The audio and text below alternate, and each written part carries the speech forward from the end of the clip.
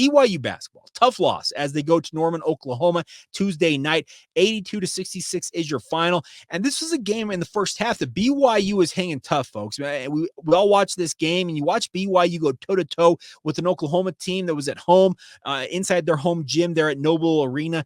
And the thing about this game is it felt like it was about 2 minutes to go looking back on it from my perspective. It's about 2 minutes to go in the first half. Remember, BYU finished the half on the wrong end of a 5-0 run that allowed Oklahoma to tie up the game at 34 all at halftime. BYU seemingly couldn't buy a bucket in those final 2 minutes. And looking at how the second half played out, where BYU gave up nearly 50 points in the second half, I think that 2 minute mark, roughly, give or take, it's not an exact number. It's just my recollection of the game, is I felt like BYU's legs started to give out on them at that point. And in the second half, they'd never found that second wind they needed to come back and win this game on the road. You know what? Road weariness is a real thing in college sports and in any sport, honestly. And when BYU has spent 5 days on the road, and the other thing that's added to this is Noah Waterman, among others, has been ill on this trip. So how many other guys potentially were not feeling 100% in this game? That is TBD, but that also added to this. When you play on the road, you're not in your own bed. You're not in your home gym. You're not feeling the same as you would at home with the familiar surroundings that you're used to, and especially with the fact that BYU traveled from West Virginia directly to Oklahoma, and just it kind of throws guys off. And I've talked with enough guys over my years in sports media now, year 15, full-time now as a sports media / radio personality. It's crazy to think it's been that long, but the conversation is that when you go on the road, things just get off. And what that means is guys' legs get tired, and that you really saw BYU run out of gas in this game. Now, there are other things that failed BYU in this game. Their inability to make really routine layups, or some people call them bunnies, at the rim really hurt them. BYU ended up shooting just 36% in this game. That is ice cold from the field. BYU only got up 26 attempts from three, and there was, I think it was like 4 or 5 minutes to go in the game. It was something like they only had 17 attempts at that point, and they only made 8 of those. So the shooting numbers for BYU abysmal. 30.8% from the field from three. As I mentioned, it's actually technically 35.9% from the field overall.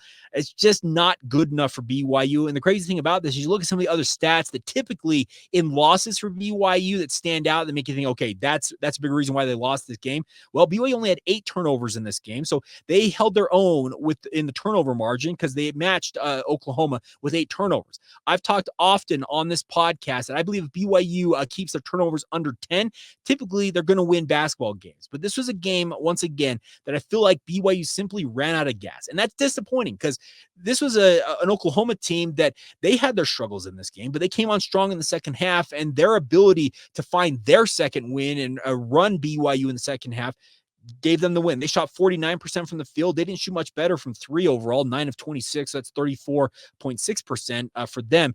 They did shoot 29 free throws to 16 for BYU, but that's kind of the story for BYU all season long. They're one of the least free throw shooting teams in the country. That's just kind of a byproduct of the way that BYU plays. It's not a product where they're going to go to the rim constantly and try and draw fouls. It's just not how BYU operates. But the shot selection at times in this game also baffled me at different points. Jaxson Robinson in his homecoming to Oklahoma ends up 2 of 7 from the field, 1 of 4 from three, 8 points overall. So not the night that he was expecting to have in 34 minutes of action. I feel like at times for like a guy like Robinson, he has got a preternatural ability to be an impactful basketball player, but there are times he is far too passive on the court. And it's not coming off as a criticism directly about him, and it's not going to absolutely kill BYU to have him be passive, but you'd like to see him, especially in a game that's in front of family and friends. I think the broadcast said that he had 36 tickets he handed out to family and friends who had traveled from Ada, Oklahoma to Norman for this game. He would have liked to have a better game in this game. Honestly, 8 points was not what he was probably expecting in his mind, but his shot selection at times in this game really just baffled me. Some of those deep threes he was taking when it's early in the shot clock, it doesn't seem like they're in rhythm.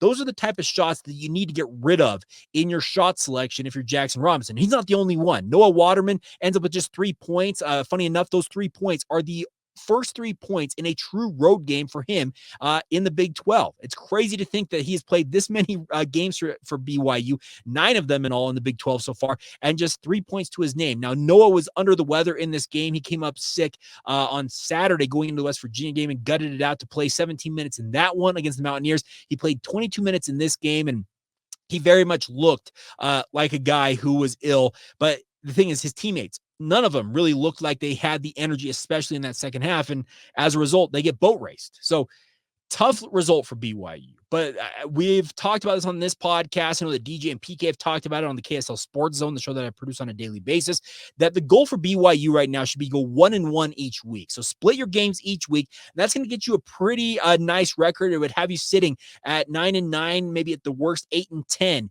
in conference play after all is said and done. And that would get you into the big dance. That's crazy to think that a 500 or maybe 2 games under 500 conference record could get you into the March Madness and get you maybe a single digit seed, but that's how good this conference is. So BYU, yes, they're 0-1 this week. So now you got to bounce back and go 1-1 by beating Kansas State on Saturday night. Now, Kansas State's riding high. They got a huge win over their arch rival, Kansas, in overtime. Jerome Tang, as a head coach for Kansas State, is now 11-0 in overtime games. So they are like nigh and invincible when it comes to overtime games, but they are coming to Provo. It's a late night. It'll be a 9 o'clock body clock game for Kansas State. It's an 8 o'clock Mountain Time tip in Provo. And I'm looking forward to seeing how BYU bounces back from this game. That's one of the hallmarks of this BYU basketball squad, is they don't really let losses linger. And that is a positive for this BYU basketball program, because this was a disappointing loss. Honestly, BYU hung tough in the first half, but I feel like right at the tail end of that first half, the wheels kind of came off. They were hitting on empty, and the second half was the result of that. It was ended up BYU was 0 of 5 for their field goals to finish out this game. They went 236, but they had multiple scoring droughts in this game. So it's a tough loss. It's a tough one to stomach, but like I said, I think BYU's got the gumption, the wherewithal, the resolve to bounce back on Saturday night, and they need to, because you got to go 1-1. You can't afford to now sitting at 4-5 and halfway through the conference season. You don't want to be sitting at 4-6 and then look at the back 8 games of the conference slate and think, okay, we got to pick up, we got to go +2 on the back half to get to 500 on the season. So interesting game all the same, and we'll see how things ultimately pan out. But a couple of comments from you guys that I requested on social media. BYU Fortray, our good friend Playoff Bogey, says Jaxson needs to take better shots. I get it comes with a good place, but if he doesn't make them, they are long rebounds and start the fast break the other direction. You're not wrong about that. Long rebounds are killer, especially as good as Oklahoma was in transition and with just how tired of legs BYU had. Yes, you needed to maybe be a little smarter with your decision making. Now, making shots at the rim should be easy, but when your legs are not there, it makes it very difficult. LV Cougs says there's no room for most everyone to be off on the same night. You're accurate in saying that. They were seemingly all off. We had a couple of people on site that were tweeting that BYU just didn't look the part. You're right. Derek Paulson at D_forward_P says got to make layups to win, especially on the road in this conference. Completely agree. But once again, when your legs go, any of you have played any level of basketball, I don't care if it's junior jazz, church ball, college, high school, maybe even played pro, whatever it is, when your legs are gone, it's tough to hang with opponents, and especially on the road. So really tough night. Nolan Mickelson says this: we need the Egyptian magician, Ali Khalifa. He was not healthy enough to make the trip to Norman, Oklahoma. The hope is that he will be available for Kansas State, but TBD on that. He does say that Foos was good, but the offense was pretty stagnant. Yes, Foussenyi Traore had his second straight 20-point game. He ended up with 21 in this game. He had 11 in the first half, and looked like he was just getting warmed up, and he did as much as he possibly could. Ends up with 21 in this game, but once again, the other guys around him just did not have it tonight, and that's a tough loss for BYU. Trevor at BYU Cougar Corner says missing layups loses games, but the free throw disparity is getting ridiculous. Here's the issue, once again, Trevor, is the byproduct of the free throw disparity is because BYU does not, like I said, attack the rim. And they probably could be a little more aggressive at trying to draw fouls, but it's just kind of a byproduct of the way that BYU plays. That's just my opinion on the matter. Maybe I'm wrong about that. But yeah, the free throw disparity, it just continues to stand out there. And I get that the consternation is there, but once again, I think it's more of a byproduct of how BYU plays. They were minus 13 in free throw attempts in this game against Oklahoma. As Trevor points out, the other 7 games, they've averaged minus 12 in the free throw attempts disparity. But it's a thing that you've got to be able to battle through that. And when BYU's on, does the free throw disparity really matter? Because when they're making their shots like they have in other games, free throws don't really matter. That's the thing about this. BYU got 16, which is above their season average in this game. But once again, I get the frustration. I just don't think it's that big of a deal in my mind. And maybe I'm wrong about that.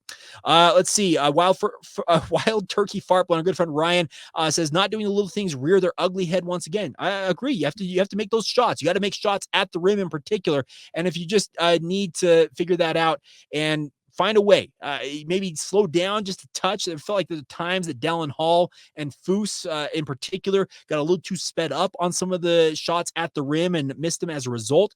Maybe you just need to take that extra like kind of half second, take a breath, and then make the bucket. So one of those things to watch out. One other thing, 2 other comments real quick we'll get to right here. Include Taj Christopherson says this: we should use a deep rotation in conference. Find a new spark, a hot hand, a deep bench put wide near the top of the net. Give him a chance. It was just a clunker night. Shots not falling. I don't think it was even the X's and O's really. BYU has won all different ways. Couldn't buy a basket. I agree with most of that. The biggest thing I would quibble with in that is the deeper rotation in conference play.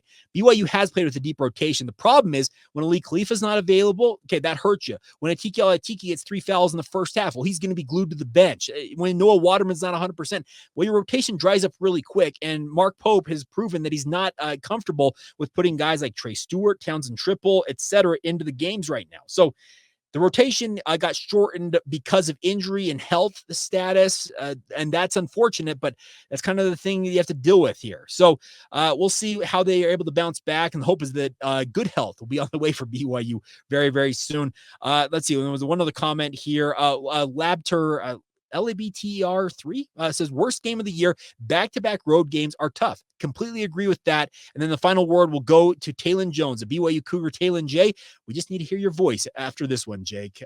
Well, you're hearing my voice right now. So tough loss for BYU, but they will once again have to bounce back as they will now face Kansas State Saturday night. We'll have more on that game coming up later this week. And take a little bit more of a close look at Jerome Tang. Obviously, he made headlines in the offseason with some what people perceive to be critical comments of Mark Pope over the Quez Glover situation. Well, I think BYU in a way dodged the bullet without Quez Glover on that roster because he has been out all year long with multiple knee injuries. You never want to wish ill will on a young man dealing with injury, but we'll talk more about that game, what to expect from Kansas State, and get you ready for that one coming up right here on Locked On Cougars.